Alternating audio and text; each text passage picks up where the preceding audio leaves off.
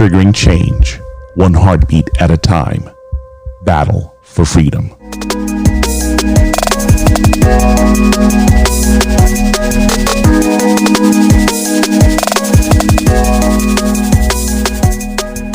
Hello everyone, this is Watson Prunier from Battle for Freedom on Mojo 50 Radio. Glad that you can join me today as we start off this week. It's election countdown, folks, and it is crazy.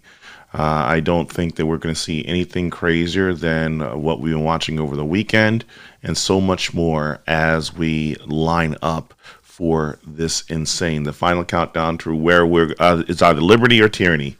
I'm your host, Watson Prunier from Battle for Freedom on Mojo 50 Radio. You can go to my website, which is www.battle4freedom.com, and from there you can share me out with as many people as you possibly can. You know what? I'm glad that you are joining. You're part of this program, and you're with me today as we try and get through another crazy, insane week. And if you hadn't had a chance to be a part of this, I want you to understand that Mojo 50 Radio is bigger than you ever could imagine. When you go to mojo50.com and mojo50.com and share it out with as many people as you possibly can. And if you're going to start this day off right, I got to make sure I cannot forget this, the one I really appreciate. That's it. I've hit the snooze button a dozen times, and now I have to finally get going. But I'm not going to do this day right if I don't start it off with a cup of American Pride Roasters coffee, the official coffee of Mojo 50 Radio. But I'm not going to lie to you. They have a wide variety of blends, but I'm leaning towards the one that's named after me, Watson's White Chocolate Caramel. You know what? It sounds as good as those words that just rolled off of my mouth. Listen, get it today. AmericanPrideRoasters.com. Tell them that Watson from Battle for Freedom sent you, and you want Watson's White Chocolate Caramel blend to start your day off. Join American Pride Roasters Coffee and Mojo 50 Radio, and most important, Battle for Freedom, as we celebrate the best coffee in the nation. American Pride Roasters. American Pride Roasters Coffee, get yours today. And there's a wide variety of different blends that you can get. One of the things I want to talk to you about quickly before I forget it is last month, the month of October, there was a contest that basically had 4 different shows on Sunday. It was called Open Mic. And they were basically doing a test to see and giving an audition for different shows to put their content out. They put 4 weeks of content out to see how, what would they sound like. We had different people who were on. You had Lep and Lep and Jamie. You had Raquel and Eric and so many other different folks. If you went to Mojo 50 last month, .com/open mic, you see and hear. So the winner came out to be, and it was announced on Friday, was Room 13. And just want to say congratulations to that team, and also great job on everyone else who participated in it, because the fact that I'm hoping that you will continue broadcasting. I hope you will continue sharing your information and go from there, so that people will appreciate you for the content that you brought, and hoping to see you in the future. See you in the future for how this is going to work itself out. So I want to talk to you about something here that I saw that was kind of concerning me in reference to over the weekend. Like I said, here we are. We're 24 hours away from the last day of election. Unfortunately, there'll be some delays because of the states that are going to allow the ballots that were mailed in last second to be counted. Why? I don't understand, because of the fact that at this particular point, it's insane for them to continue to go down that route. And what you see here is anyone who did not mail in their ballot in enough time before tomorrow to arrive before tomorrow. Think about this. Millions and millions of Americans go do their best to mail Christmas stuff early, because they know that Christmas season, you can't be guaranteed that the things will arrive before Christmas. Many people understand that they would rather the gifts arrive a day early, a week early, or even a month early if it means avoiding Christmas shipping delays. So why? On the most critical elections, actually, no, every election is critical. Let's get this straight. Every election is critical, and we need to do the best we can to get more people involved in recognizing the importance of their involvement in one of these critical parts of our our country, our government, and the way things work. Good morning, Jen, Lep, Helen, Brian, Linda, Curtis, so much more. Thank you for joining. They went to facebook.com/Mojo50 Radio to leave a comment here. But as we sit here, I'm baffled as to why people at the last second are feeling like this is a nightmare. This would never come, this is a disaster, that we need to do better than this. Did you not know that there was going to be an election?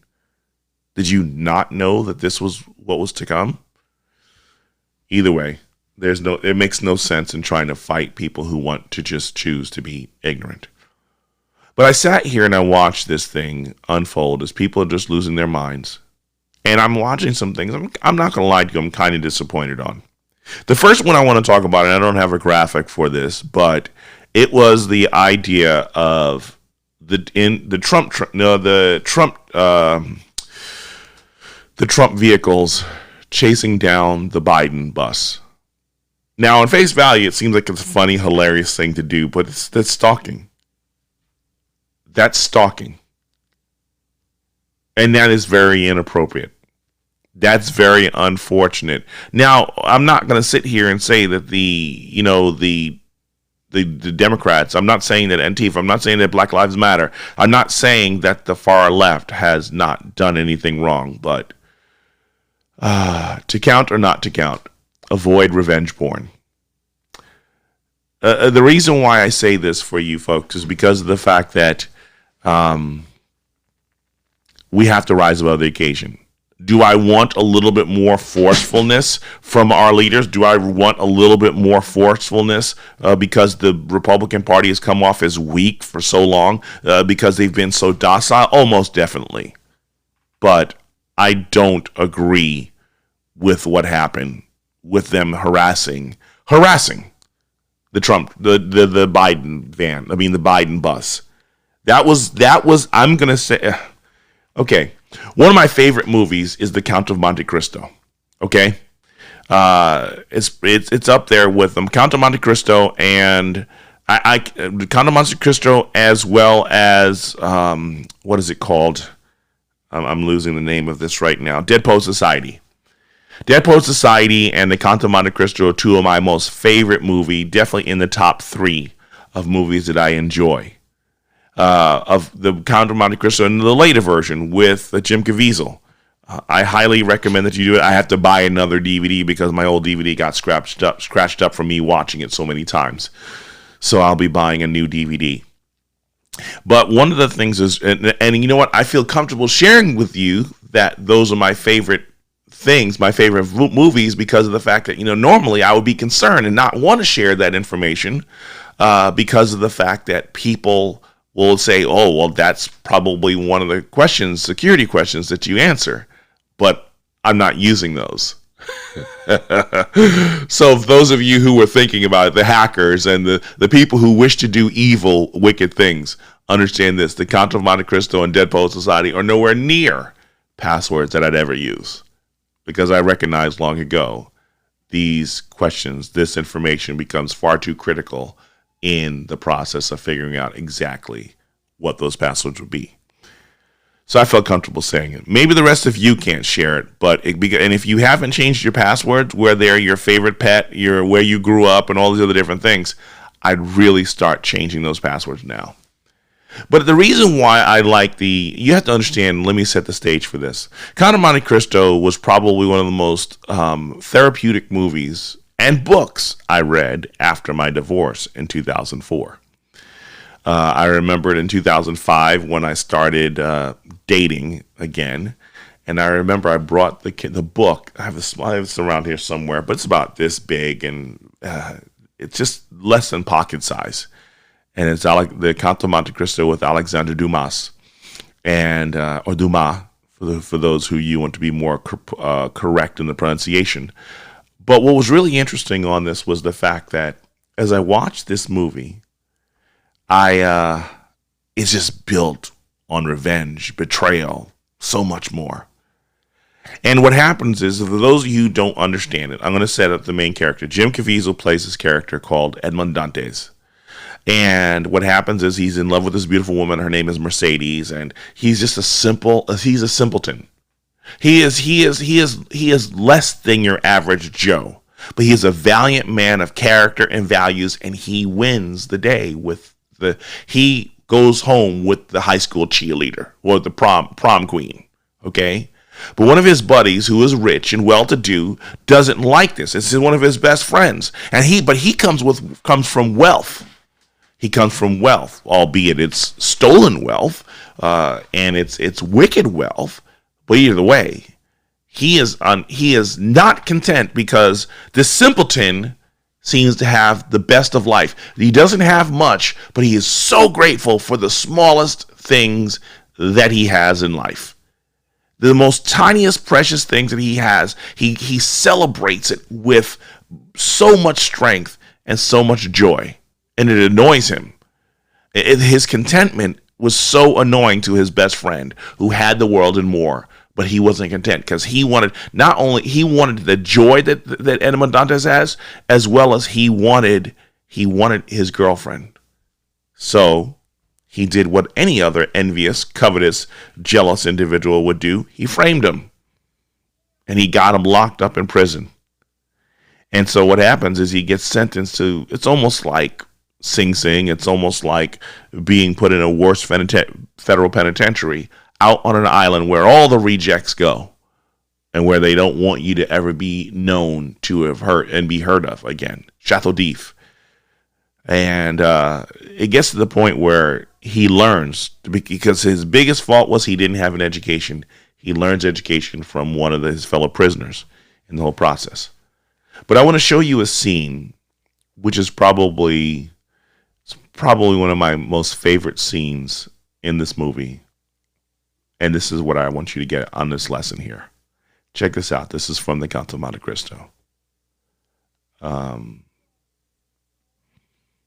Yes. Oh, that's not that one I apologize. You think I've never done this before. Revenge. Check it out. Punction.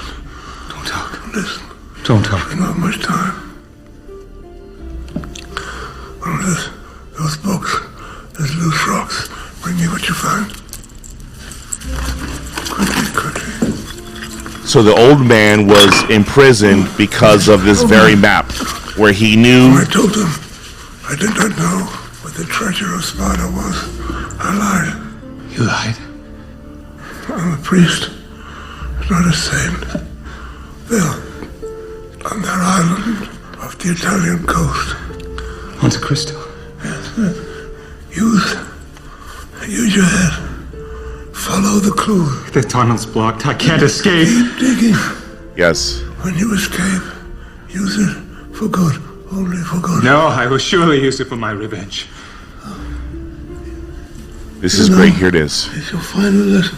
I love this. Do not commit the crime for which you now serve the sentence. God said, vengeance is mine. I don't believe in God. It doesn't matter. He believes in you. So there you go.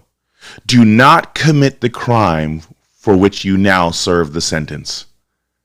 Do not commit the crime for which you now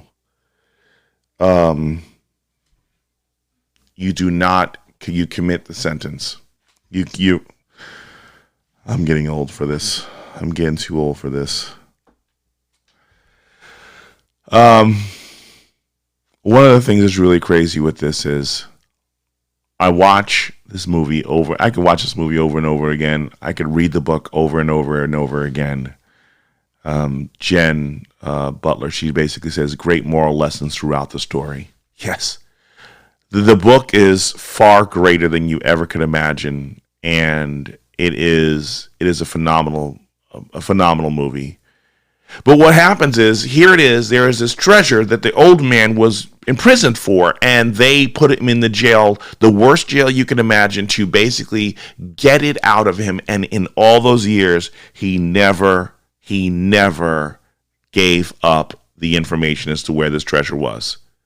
Edmond Dantes gets an education, he learned so much, but stuck in his heart is anger and revenge and revenge and revenge. And I'm going to lie to you, when I was in a situation where the people closest to me hurt me more than you ever could imagine, the people that I completely exposed myself to hurt me more than you ever could imagine, where I did everything I can, I bent over backwards, I made major sacrifices to be there for these individuals. And even today, even to this day, I've still run into these situations where I make myself vulnerable, and the end result is not flattering.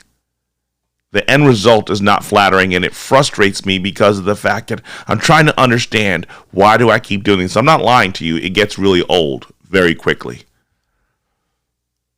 You have to watch The Count of Monte Cristo because there's so much in terms of this, because he decides, the goal was, get all the riches, get all the money that you have, and avoid using the money and the riches that you get to get back at the people who did you wrong.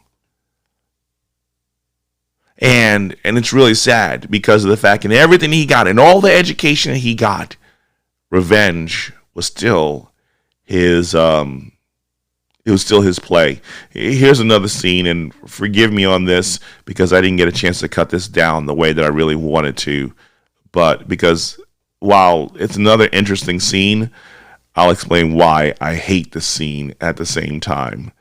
And this is him. He's escaped the prison, and he's on an island with one of the someone who also almost lost their lives.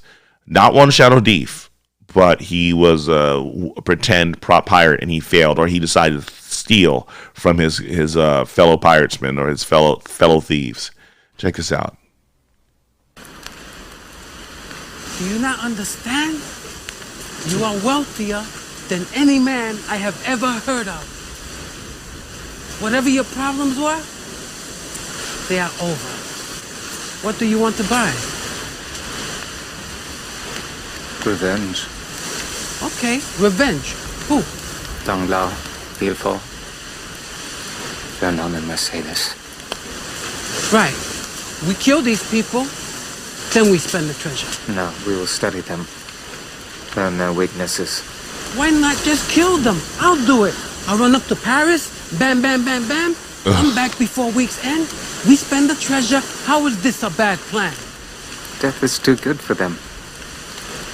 They must suffer as I suffered. They must see their world, all they hold dear, ripped from them as it was ripped from me.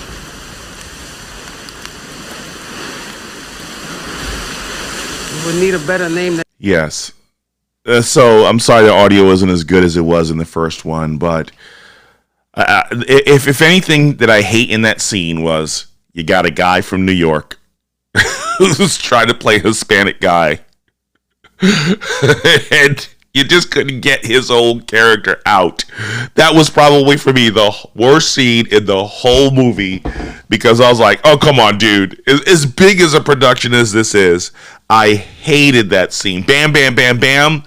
No, because you've basically taken something that happened in the 1800s, and you've basically brought a kid from Brooklyn or the Bronx, and you put him into the 1800s without changing the kid from the Bronx. So that part I hated. If anything, if there was any point of contention in the whole movie, that is the part that it just rakes me every time I see that scene. I hate that scene. I hate it with a passion. Sometimes I want to go on revenge because of that particular scene, because it just drives me up the wall. But hey Raquel, congrats. It's bad. Yeah, but he's Hispanic. Oh my goodness, that scene was horrible. No, I'm sorry. But no. Let's get back to this. Let me get back to this. Get the Count of Monte Cristo with Jim Caviezel 2002 version and watch it. I haven't watched the older version. I'll check it out. But again, the premise of this is it broke my heart when I saw the Trump parade or caravan circling the Biden bus, and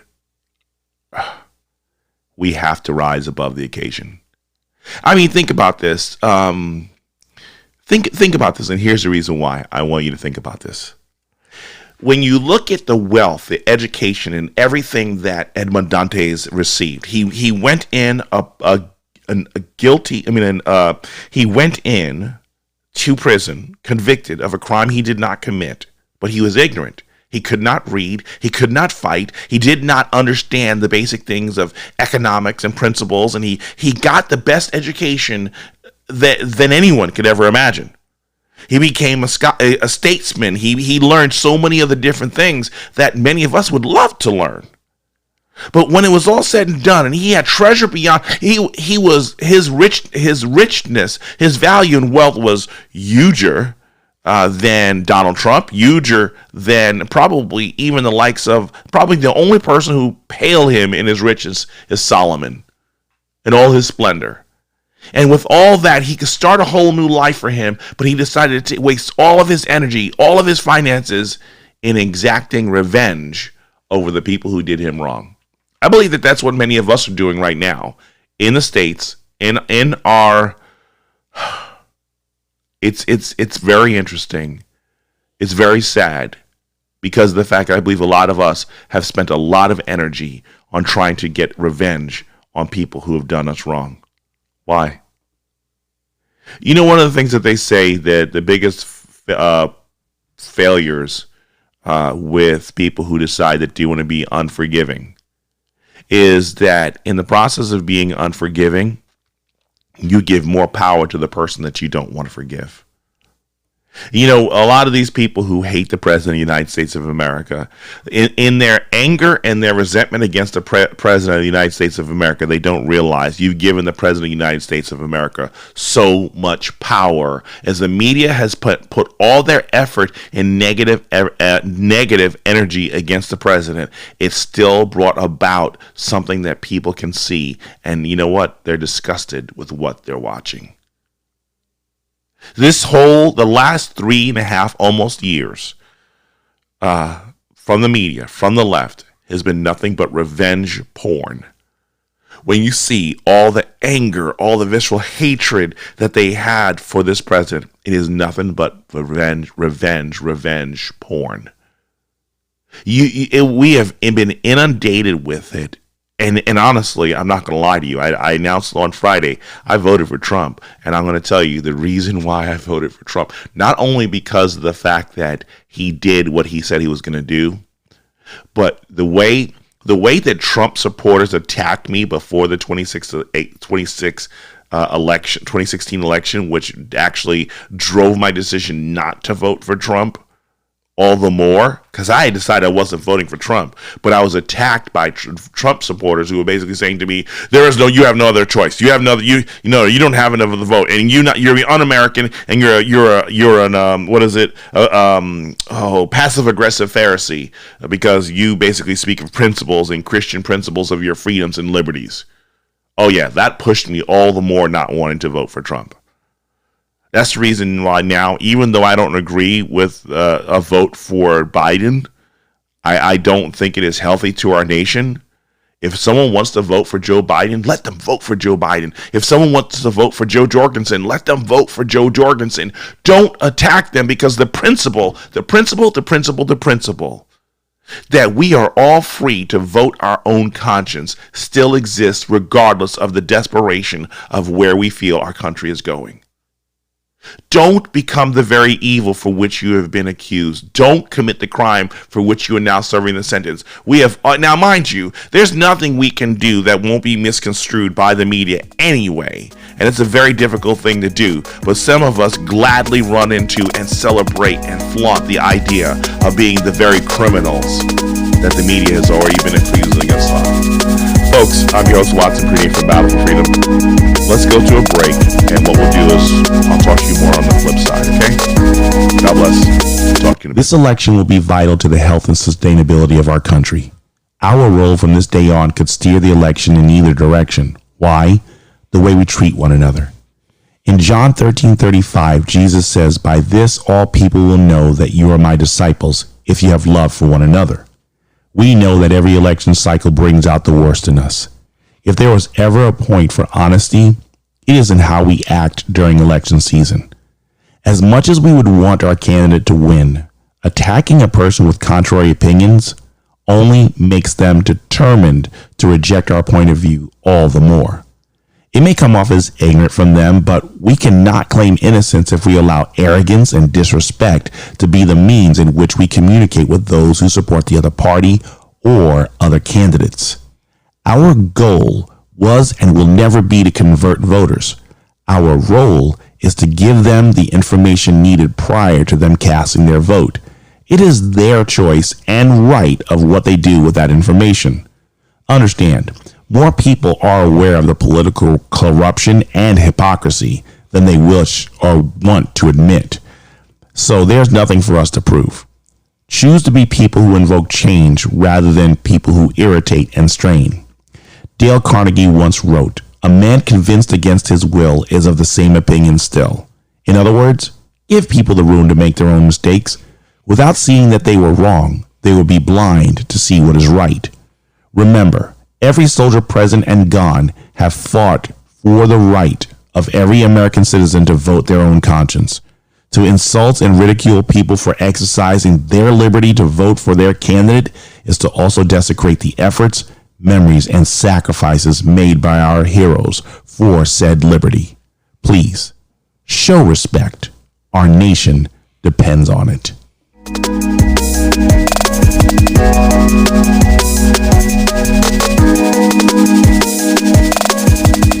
Welcome back. This is Watson Pretty, your host from Battle for Freedom on Battle4Freedom Radio, and I appreciate every last one of you who wanted to be part of the program and join. A lot of people have actually left some comments on Facebook, and I'm going to read some of them to you, share some of them with you. But what I want you to also do is, there are a lot of people going to be really stressed out. A lot of people are going to be really in some bad shape tomorrow, or even going into tomorrow and Wednesday. And one of the things that we could do is we could really share with them some New Life Holistic so you can get some healing. Does your mind seem like it often shuts down before it even starts? Sounds like you need to detox to improve your health in body, mind, and spirit. I'd like to tell you about New Life Holistic. It is an amazing therapy process that uses neurofeedback and biofeedback for many issues that ails everyone. New Life's method and approach to health, balance, energy, and vitality is what sets it apart from anything you have experienced ever before. Call 1-833-4-BIO-LIFE and tell them Watson from Battle for Freedom had sent you. One more thing. Give them the code MOJO50 and save $50 off of your first session. The consult is free. New Life Holistic. Yes, the consult's free for New Life Holistic, and trust me, you can't go wrong if you get the New Life Holistic. Again, I think this is going to be very critical for the people who need to recover from what's on the way. So let me get into some of the things that people have said. This is not everything, but I will share as most as I possibly can. This one, let's see if I get this correct. I want to see if I can get this correct. I want to see if I can get this correct for many of you to understand how bad it is and how it affects us with this. The first one, one of the first ones, Brian Keith. I voted for Trump. My brother voted for Biden. I love him. Even though we are on the opposite sides of the political spectrum, we just try not to talk about politics. You know, there are some people that I just can't talk politics about. I just can't talk politics with. And it's really unfortunate because of the fact that I think that there's a healthy discussion if we're willing to learn and willing to listen with one another. I believe that we can actually rise above the occasion and show respect for one another in the process. We don't have to agree with one another, but we have to do better. Here was another one that I thought was really critical in this aspect of how do we talk with one another. We need to be above the Democrats. They said if they win, they want revenge on Trump supporters. We need to show love to bring them back to pro-America. Yes, you know what? You're right. But I'm not going to lie to you, too. There definitely needs to be love. Love rises above the occasion. But I think that there also needs to be a level of there's certain things we're just not going to tolerate anymore. I think that you can love and not tolerate the barbarism that takes place. I think that we can rise above the love covers a multitude of sins. Yes, it does. And understand this, you can still love someone by rebuking them. You can still love someone by admonishing them. You can still love someone by strongly encouraging them. Because this whole idea is like turn the other cheek is not, it has been the most bastardized and raped passage in the Bible in terms of when it comes to Christians and their response and their interactions with other people. Are we to forgive? Most definitely. I mean, think about this right now. Maxine Waters, I'm not showing her face on here. Maxine Waters basically said this weekend, I don't understand why any black person would vote for Donald Trump. It just makes no sense on why they would support him. And all the vileness and all the wickedness. She is the one who basically said to her people, attack and harass the members of Trump's cabinet. Maxine Waters, the one who from the stage encouraged people to harass Trump cabinet members and Republicans. You basically instigated the tensions that we have right now. And you don't understand. And here's the part about it that's really interesting. She says, I will never forgive them. If Maxine Waters is a Christian and she said those words, I will never forgive them. The Word of God basically says, forgive others or I will not. If you do not forgive them, I will not forgive you. You have to understand that unforgiveness is like drinking poison, hoping that someone else will die. That the person that all your anger and your bitterness and your resentment to, they will die if you keep drinking the poison. Because that's all it is. It's you sitting there drinking bitterness, that you and hatred and do you recognize one of the things that I see with a lot of people who cannot let go, people who are so bitter and they're so evil. You always meet those people, right? The ones who are their faces are disfigured. You can see the disformity that's in their face, and it's all disfigured, and you could feel the evil and wickedness emanating from their bodies. And it's really sad. I mean, because and when it fully comes to manifestation, nothing but destruction. Nothing but destruction. We watched it. I'm sorry. Everybody keeps saying that it's ignorance to keep saying that the protests were peaceful. No, I'm sorry. No. There was nothing but thuggery in those marches. Because if those marches were fine, if those marches were perfectly fine, let's do this. Let's separate the very people who did the looting and the robbing. Okay, let's remove them from the equation. But even as you sit right now, I got to find this for you because this was beautiful. Last weekend, one of the people who are part of a radio program that one of the local guys here, his name is Abdul Hakim Shabazz. He's a black guy who I think was very liberal years ago. Drove me up the wall when I first got here listening to him.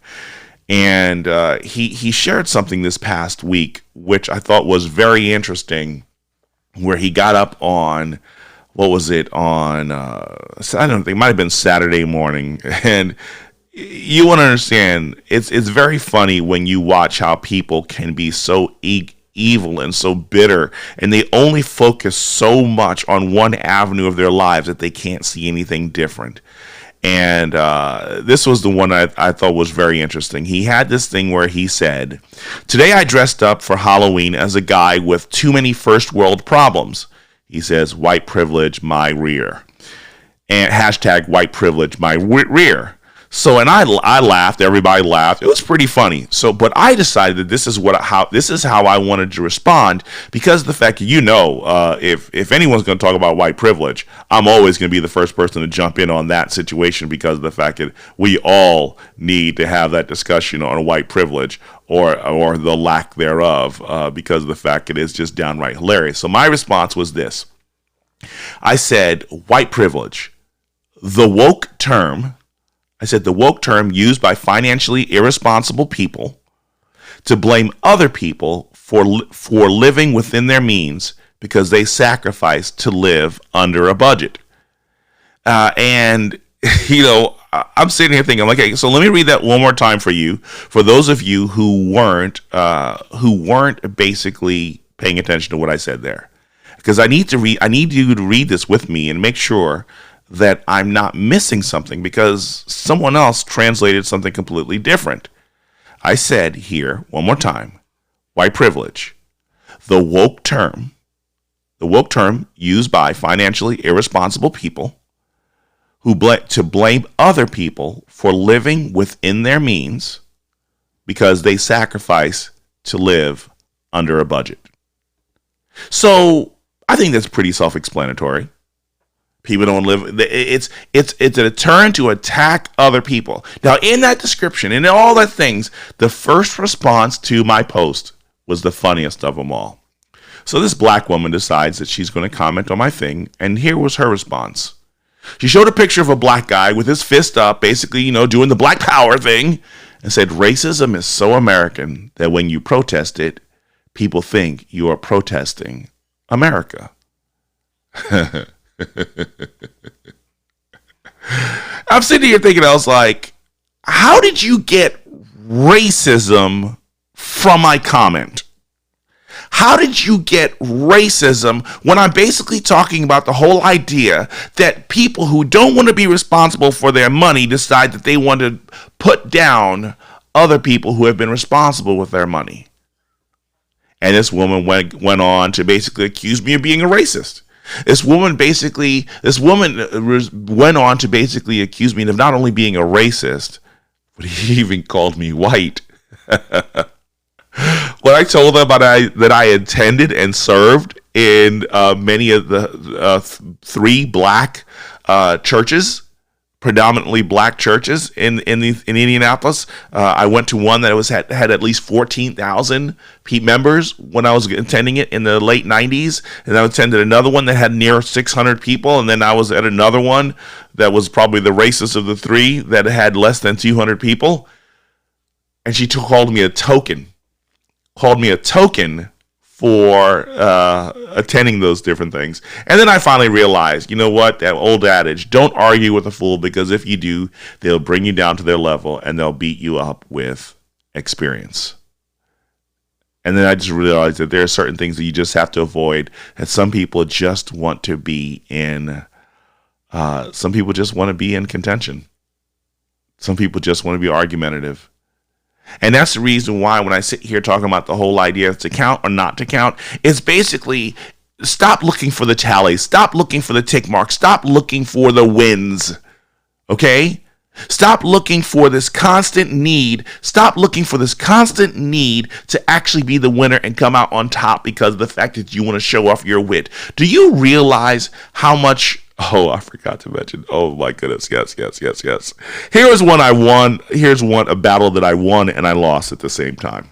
But I'll get to that in a second. Let me finish this thought, because it kind of goes into this where I'm going here anyway.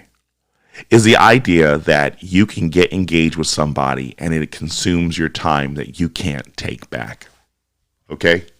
So on Friday, I'm going to just get some things for the family as we get ready for family night.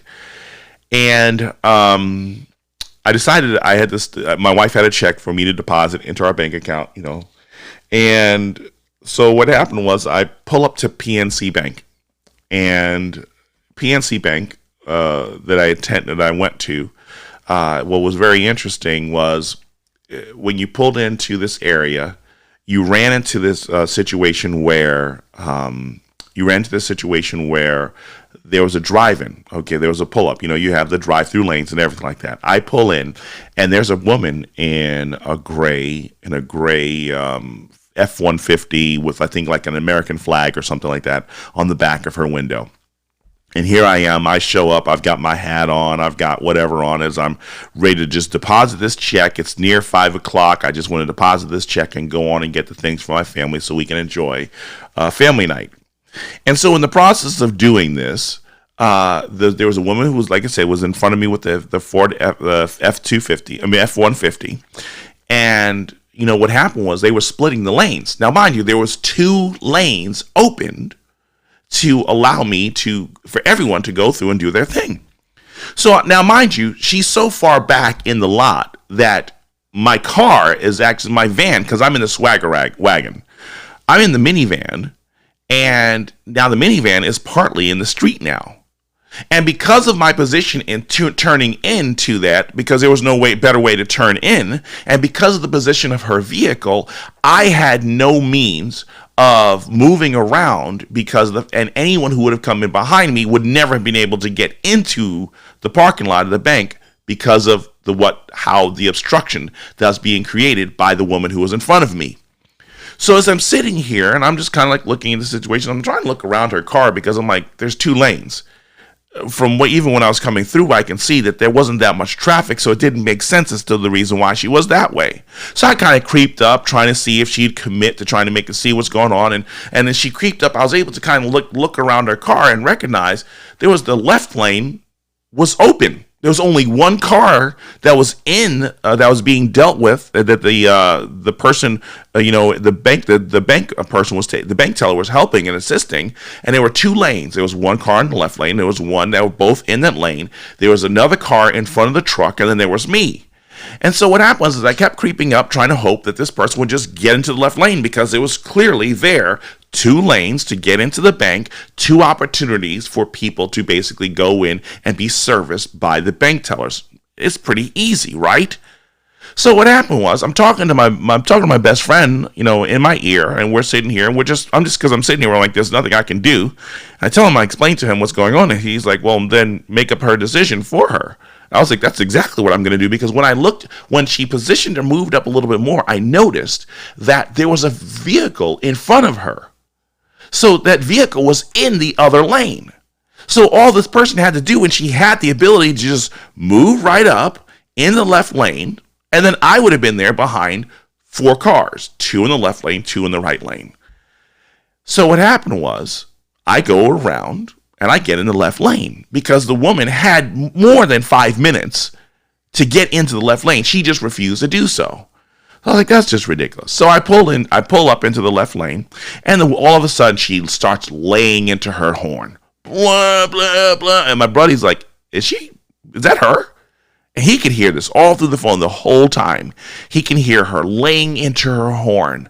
Blah, blah, blah, blah. And I was just like, this is stupid. It's just idiotic that she's going to lay into her horn. Well, it gets better. There's more. She gets out of her vehicle. And so she decides that she's going to get out of her vehicle and she's going to tell me, you are wrong. What are you doing here? Because I was here first and you need to get out. I said, ma'am, there are 2 lanes here for you to go in here. You guys were splitting the lane. She's like, well, that's the thing about it, because the woman that was in front of me, she was deciding which lane she was going to go into. She was going to come into this lane and I was going to go into her lane. I said, no. The other woman was committed to the right lane and looked at me like I was wrong. I was like, you don't go from the right lane and split 2 lanes to decide which one you want to go into. You commit to a lane and you go there. So she's like, well, then you need to just back up right now so I can pull up into this space. I was like, no. I said, you had the chance. And the idea, that's the purpose for 2 lanes of traffic, and trying to turn a 2-lane traffic system at a bank into one to split and see which direction you want to go is completely foolish. I said, get back into your car, ma'am. I'm not going there with you. Leave me alone. Well, finally, the woman in the right lane, she was in a Honda Odyssey, she moves up in front of me as a person who is in, I believe, a Toyota 4Runner. And as we pull up into the, in the lane, the woman pulls up next to me, and then I roll down my window because she's arguing with me. And I roll down my window, and she decides to call me an a-hole in full glory. Well, my buddy could tell you I had some choice words for her too. I responded that you are the true a-hole if you think that it's logical to be so asinine and split a 2-lane road to see which lane you can get into. And then I realized, I was like, you know what? I'm wasting oxygen. I'm wasting time with this woman because the fact that she is so... I just looked at her. I said, you are really showing your lack of intelligence and how ignorant you are. I said, bye. And I rolled up my window. Because at that particular point, I realized that I showed my ignorance and lack of intelligence in engaging with her when I shouldn't have. She was not worth my time. She was not worth the oxygen and carbon dioxide used by me to communicate with someone who lacked. I wanted to even go so far. I wanted to even go so far as to say, you probably voted for Joe Biden, but I was like, no, that's not going to work. And one of my best friend has this funny thing is when I get angry, and I do get angry, you won't like me when I'm angry. For those who remember Bruce Banner. One of the things that we joke around is when I get silly and I get crazy and I decide I want to entertain my flesh, he says, you went full Democrat on somebody. And I was like, yeah, I didn't go full Democrat. I went moderate Democrat on that woman. And I realized that I lost. I lost that encounter because I decided to entertain a fool by going down to her level. And I can't take that time back. I can't take, trust me, it was just pointless. I'm saying all this, folks, because of the fact that I'm watching a level of behavior for us that it just, I'm not saying that we can't be in a position to learn from those situations. I just don't think that we're learning. Carrie Alexander Gamble basically says, I forgive but never forget. Keep your friends close and your enemies closer. That's my motto for sure. Honestly, sometimes even keeping the enemies closer, I think it's unhealthy. We already know what they want to do. We already know. See, because here's the thing about it in that whole idea, and I understand where you're coming from. And it's basically told to be this military tactic and understanding the people who want to do you harm, keep them closer and give them this false sense of security, like you trust them, and then hopefully they'll divulge more information and become too comfortable and share with you. You see their behavior. You already know what kind of person they are. You already know what behavior that they show and present to themselves. I think we spend too much time being tactical than being practical.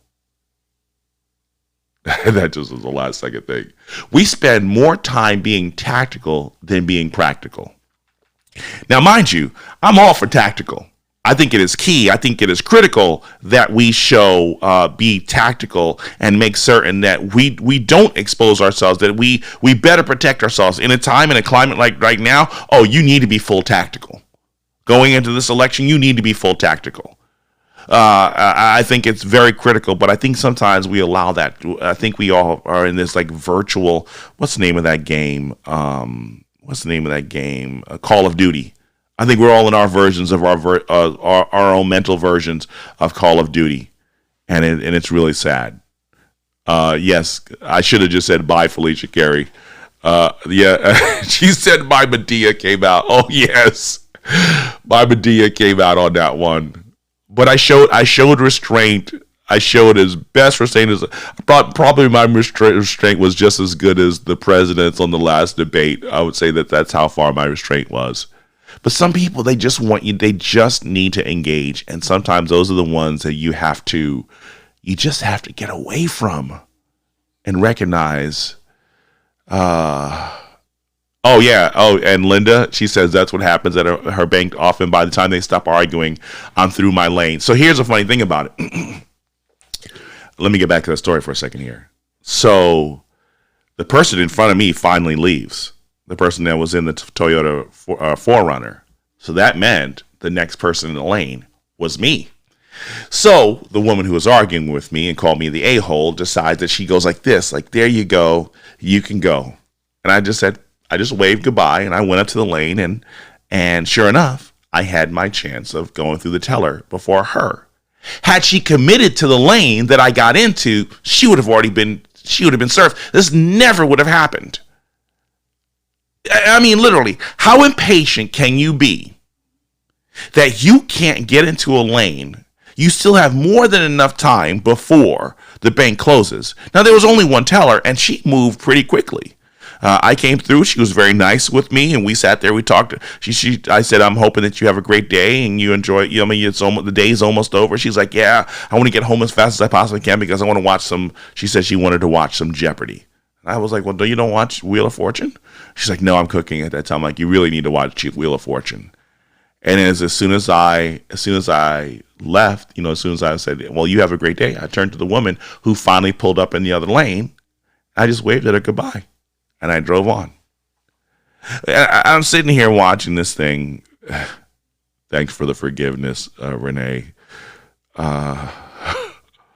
It's just, I think we could rise better, folks. I think we could rise better than the occasion. And it's rather unfortunate because of the fact that I think we're doing things right now. Here is one. I don't know if many of you who have heard this. We already know this is the vileness of the Antifa. Antifa protester screams, "I hope your children get raped and killed," during clashes with the NYPD as anti-Trump demonstrators gather to confront MAGA caravan crisscrossing New York. We already know that there's their vile hatred. We already know that social media isn't going to report it. Just all you do is keep recording it. Keep recording it, because there's going to be a day, there's going to be a point where you have to show this stuff. See, what you don't realize is long are the days that you will have people who lose their job because they're Trump supporters. And it's happening. It's happening. I mean, I think someone just got fired last week because they attended a Trump rally. They attended a Trump rally and lost their jobs. And it's really sad because we know this happens. And those businesses, we want to put an end to this. So lawsuits are very critical, and this is how you shut people down. It's very unfortunate that people are like this. It's very unfortunate that people decide that they want to do this. But you know what? It's going to come back and it's going to visit on them. We know this is the vileness that's in them, but we should not become the vileness that we don't want to see. Texas Supreme Court denies Republican effort to reject 127,000 ballots at the drive-through voting stations, at illegal drive-through voting stations in Houston. Honestly, as much as I'm concerned about those 127,000 ballots cast in this, and it's the third largest precinct in Texas, or I think in Houston. And as you sit here watching this all unfold, do you realize what happens here? This sets everything up for a Supreme Court vote. The Texas Supreme Court, this thing is working its way. The illegal ballot harvesting, mail-in ballot harvesting and voting and all these other different things that are major concerns. Oh, this is setting itself up for a major play in front of the Supreme Court. And this is where this is going to be key. Because this is why, again, I thank every Trump supporter, every Trump voter, every person who voted for Donald J. Trump in 2016 for making this position and this moment possible. There are not just three conservative judges, three constitutionalists, three people who appreciate and respect the authority of the Constitution. Not three Republican, justices. No, three people who respect the law and the responsibility of a Supreme Court justice. So thank you very much for that decision. You proved me wrong. And I really appreciate everything that has come about as a result of this first term presidency. I'm hoping for a second term for Donald J. Trump. I'm hoping also in the process of doing it, he will also lay off a lot of the craziness he does and really get back to business. Because you can't argue with the results of what he was doing. Holy cow, we're almost, I didn't even get through all the stories that I want to. All those other different stories just took up so much time. Here's the one I thought that was really funny too: is Donald Trump's niece Mary warns of authoritarian state if vile president is reelected on Tuesday.